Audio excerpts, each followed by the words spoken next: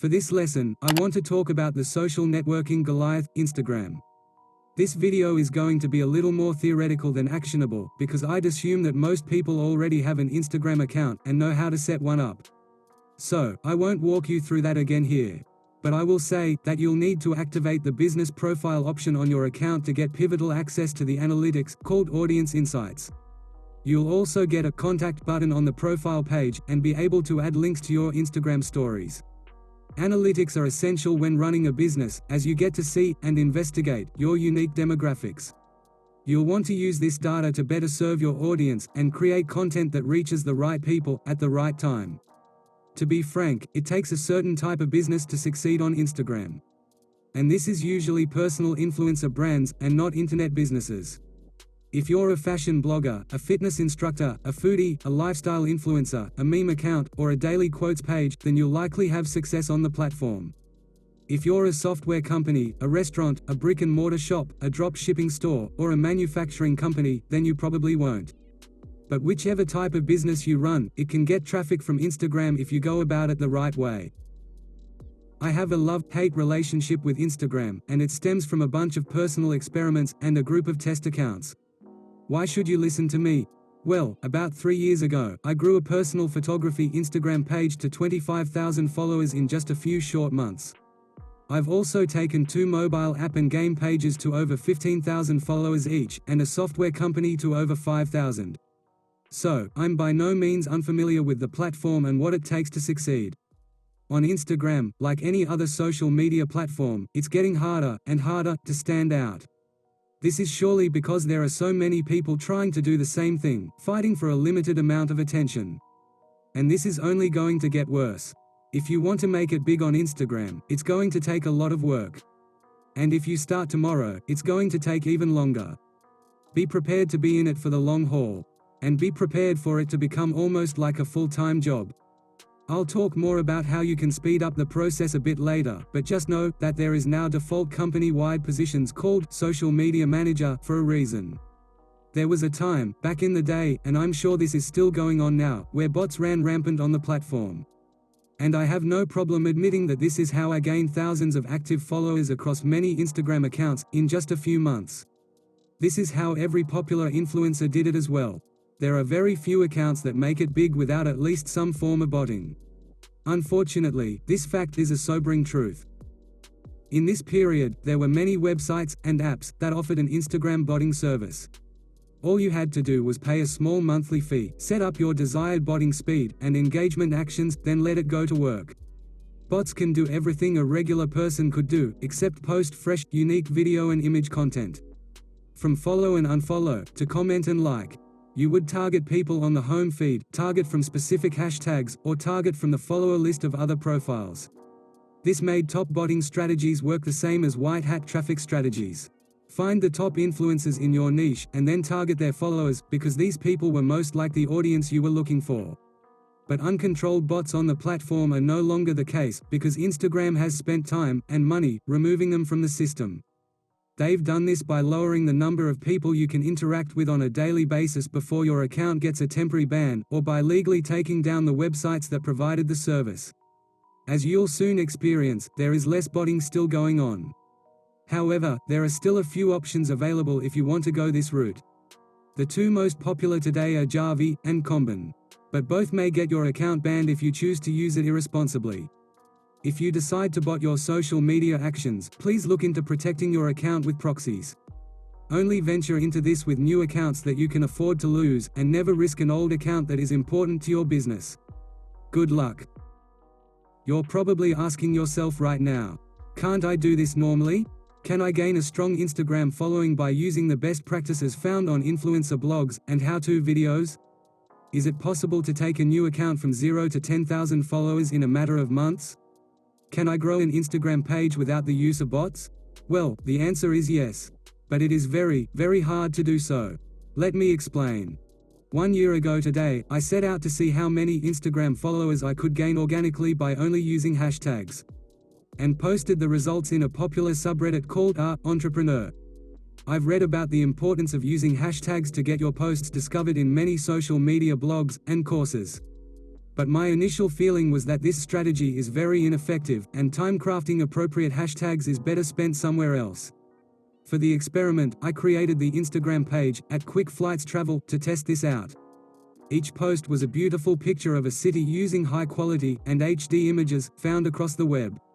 Each post also contained 30 unique hashtags that are somewhat related to the city posted.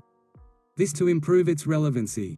I posted roughly 9 times a day, to show frequency, and enabled insights to see the impression and interaction statistics of each post. After 8 days, I received a peak of roughly 450 followers, and it took 111 posts to do so.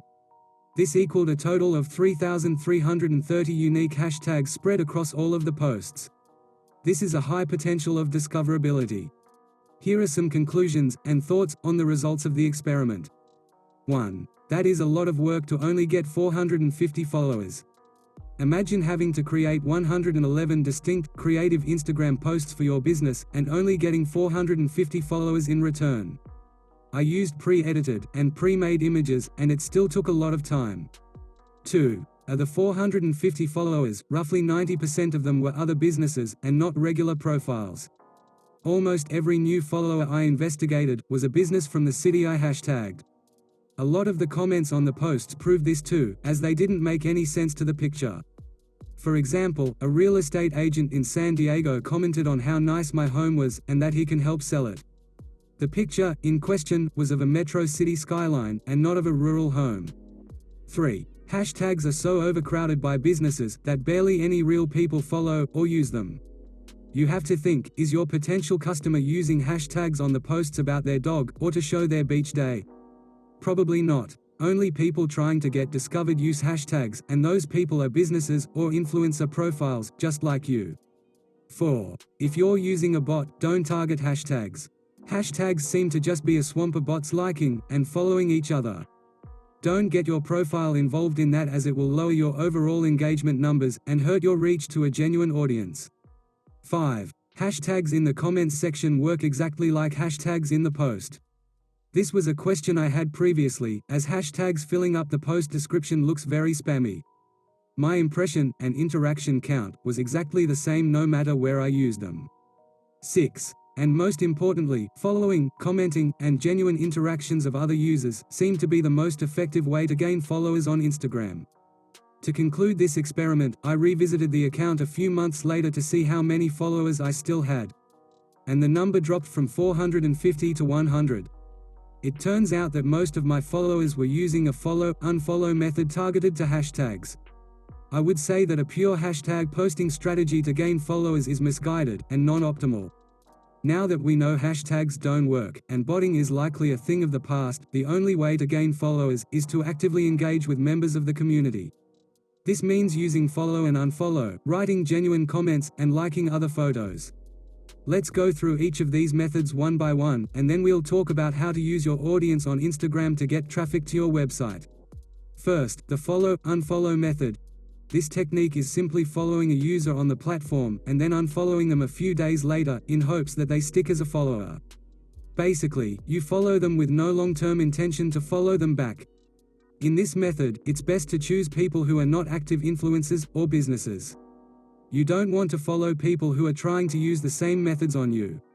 Instead, you'll want to follow people who look like regular users, with an account that is used to interact mostly with their friends and family. If you use the follow-unfollow method on another influencer, they will not follow you back, and your action has been wasted. Instagram only allows a certain number of engagement actions per day. And a follow is one of those. So, don't waste your actions on people who won't follow you back. Depending on the type of business category you're in, you should expect a 10% follow-back rate. This means that for every 100 people you follow, only expect for 10 to follow you back. If your page is bad, those numbers will be worse. Maybe as low as 2 or 3. This is because the contents of your page will determine whether a person who does not know you will follow you back. After getting the follow request notification, a user will look into your page and decide whether or not to follow you back. If you have a professional-looking page, or you share a common interest, they will choose to follow you back. If you have a low-quality profile page, with low-quality pictures, and cover a topic that they have no interest in, they will ignore your follow request. Unfortunately, this is the most successful method of gaining an audience on Instagram. Using follow and unfollow to gain followers. There is just no other way that gets you a higher return for your actions and time.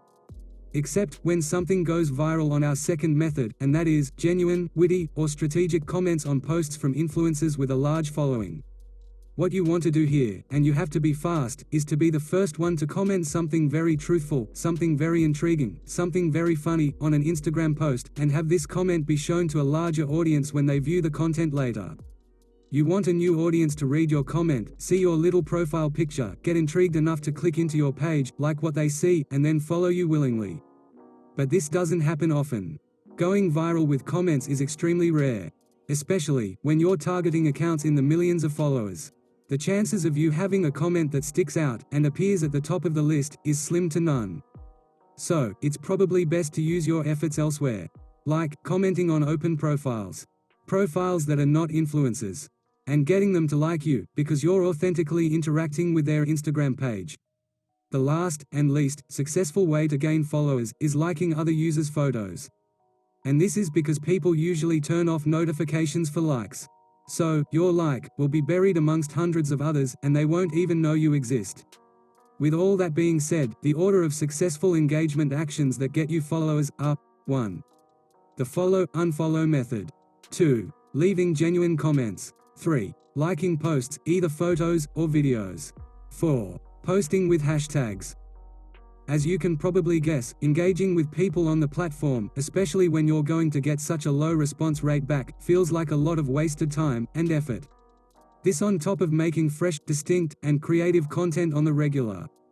That's a lot of work for one man or woman. This is why using bots is such an intriguing idea. They do the mundane work that you shouldn't have to do. Mindless work such as following and unfollowing, or like hundreds of posts a day. If you have some startup capital, I'd suggest hiring a freelancer to run your Instagram page and create consistent content for you. This is exactly why the new position, social media manager, was born. The job was made to handle the outrageous workloads that an Instagram page and profiles on all the other social media platforms take to run. Last but not least, we will talk about how you can use your Instagram following to get traffic back to your main website. There are 2 ways to do this: links in bio and links in your Instagram stories. Links in bio. You've heard the saying before. Don't forget to check out the link in bio. The meaning of this is that Instagram doesn't allow you to put links inside of your posts. But you are allowed to put one link in your profile description. So, use this spot wisely. Make sure that this link works, and it goes directly back to your main website. This is the first thing that people will see when they visit your page, and you want to capture that attention and action as soon as possible. I'll drop a free resource here that you can use to get multiple links into your bio. The product is called Linktree, and an account can be created from linktr.ee. Linktree is an easy way to connect audiences to all of your content with just one link. You place one central link in your bio, and that link takes you to a landing page that is home to the rest of your links. So, this is the best way to quickly show everything you have to offer, especially if you have multiple products or services to sell. When you place a link into your bio, expect to have a 5% click-through rate. So, for every 100 people that visit your profile, expect to have 5 of them click through and visit your website. A quick tip that can't be avoided is to make sure your website is mobile friendly. Because people use Instagram on their smartphones, not on a computer browser. And not having a mobile friendly website is a key way to get a huge drop in traffic and retention. The second way to get traffic from your Instagram profile page to your website is to put a link inside your Instagram story. I bet you've seen this action taken on the platform. A story or advertisement that says, "Swipe up to learn more." Compared to links in your bio, links in Instagram stories have a much higher success rate. A 10 to 15% CTR. So, if I were running an Instagram business page, a large part of my traffic strategy would be creating content in story form and linking my web page through there. If running an Instagram page is so difficult, and it takes a lot of work to grow and maintain an audience there, then why are we suggesting it in this course? Well, because all types of traffic matter. You never know which type of people are on Instagram, and you'll never reach that audience if you don't try it.